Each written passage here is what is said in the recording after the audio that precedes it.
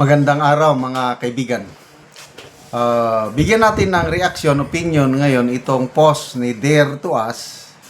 Tinatanong niya yung Pusong Pinoy Party List na nag-endorse yung Congressman Nisay na nag-endorse sa impeachment complaint laban kay PBBM. At nabasa ko dito sa mga comments, yung abogado mismo na nagsampa, si Attorney Arnie De Jesus. Attorney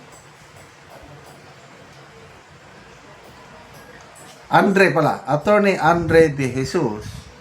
Dito sa mga comments, nakalagay dito na sabi ni Jess Magbanwa, if you dig deeper, that Andre De Jesus was the legal counsel of First Lady Marcos versus Glenn Chung during the Kibuloy controversy. So, dinig up ko dito. Itong si Attorney De Jesus, Andre De Jesus, filed.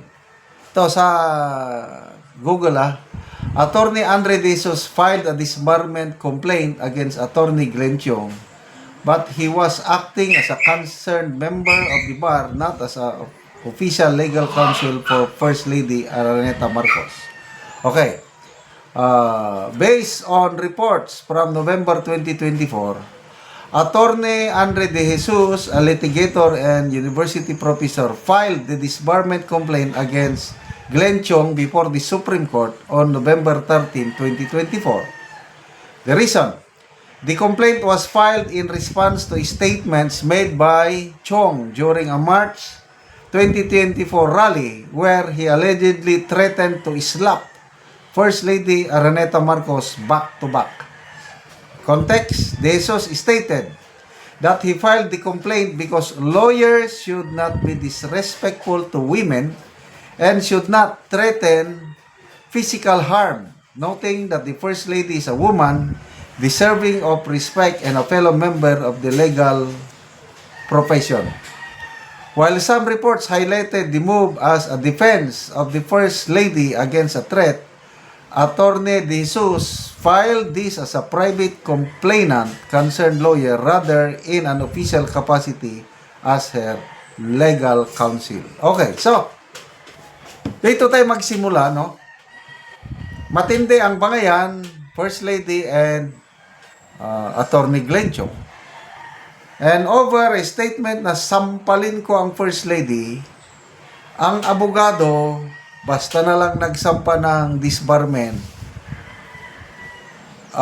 maniniwala ba kayo na walang strings attached sa pagsasampa?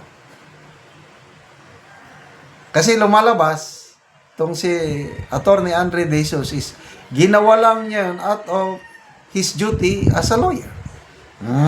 So ito, bahala nang umintindi ang taong bayan kung may connection nga ba itong si Attorney Andre De Jesus kay First Lady. May mga nakalagay ding comments nga nagtrabaho daw siya sa law firm ni Attorney Liza Marcos, but nung sinerge ko, hindi naman. So, may mga haka-haka kasi, speculation na baka daw ang pagsasampang ito is pakana ng palasyo para inunahan ng itong mga Duterte, itong tunay na impeachment complaint na matibay ang basihan, inunahan nila ng impeachment complaint na design na mahina ang ebidensya.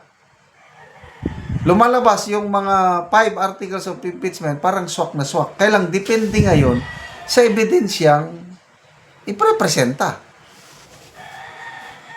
Ngayon, napag-alaman na ang abogadong nagsampa ng impeachment complaint laban kay PBBM ay yun din yung abogado na nagsampa ng disbarment case at laban kay Attorney Glenn Chung. Di ba medyo may kahina-hinala? So, grabe, this part of politics. Basta yung nabasa kong comments is baka matatalo yung, di ba, may 1-year bar rule. So, nauna na ito. Eh, anong mangyayari dito sa isasampang impeachment case galing sa mga Duterte? Di ba ang uunahin itong unang naisampa? Ulitin ko, magaganda yung grounds of impeachment. Pag-kidnap kay PRRD, yung ang Pangulo allegedly ay addictus benedictus, gumagamit ng bawal na gamot according to Senator Amy. Number 3 is yung hindi niya bineto ang mga unprogrammed appropriation sa budget 2023 hanggang 2026. And then number 4, nakatanggap di umano ang Pangulo ng kickbacks. And number 5, yung ICI ginawa lang para pagtakpan ang mga alyado ng Pangulo. So, kung titignan mo, parang okay, swak na swak. Kailang ebidensya. Baka naman ang i-present nilang ebidensya ay kulang-kulang, ay di matatalo sila sa Committee on Justice. So, bantayan po natin ito. May nabasa rin akong comment na ito, Attorney Jesus daw, kalyado ng mga Garcia sa Bataan. Ang mga Garcia daw, aliado ni Martin Romualdez. So, ibang anggulo ito. So, kung pumapabor siya kay Martin Romualdez, baka ito na yung restback ni Martin Romualdez sa mga Marcoses. So, maraming anggulo. So, ang tanong, may pangalawang impeachment complaint pa ba na isasampa? Sa tingin ko, meron pa. Ito yung manggagaling sa mga Duterte. Ito yung sinasabi ni Congressman Erese na kumuntak sa kanya, mga pro-Duterte. Kasi itong nagsampa ngayon, hindi naman pro-Duterte. Ay lumalabas pa nga, parang pro-Marcos. So, grabe ang laro sa politika, no? Salamat mga kaibigan sa inyong pagsubaybay sa ating channel. Nakakatulong kayo ng malaki sa tribong talanding ng Bukidnon dahil ang sweldo natin sa channel na ito is pantulong po sa tribo.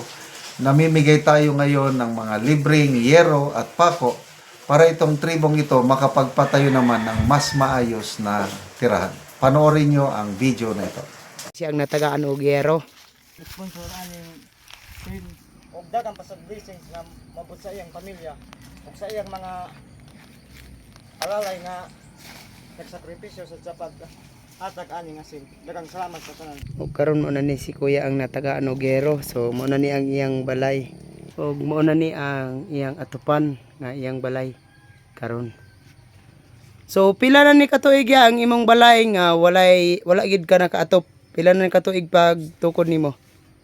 5 na katuig. Nga naman nga wala ka nakakuang gyud, walay budget. Short permanente sa budget kay. Oo. So makatop na ka karon niya. Ay makatop na gid kay naa may nag-sponsor. Oo.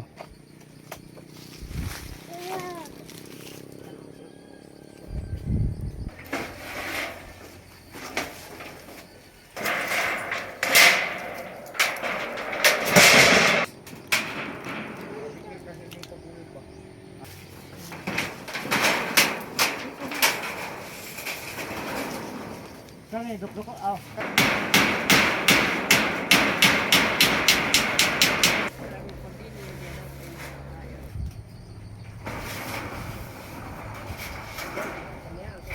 Ug karon naman na gid si kuya sa pag-atop sa iyang balay. O maayo na gid karon nga tan-awon nga maatupan. Salamat kayo sa Ginoo nga na-blessings nga miabot sa kuha. Ug daghang salamat sa nag-sponsor aning sin. Labi na nga 5 na katuig nga akong pagtukod aning balay na wala pagid ko nakaatop. Daghang salamat kayo sa nag-sponsor ani ug sa iyang mga alalay nga sakripisyo aron lang matagaan nila ang sama kanako nga mga kabos ug unta daghang pang blessings nga mabot sa pamilya labi na sa nag-sponsor ani aron daghang pang mga sama kanako ang iyang matabangan. Salamat kayo.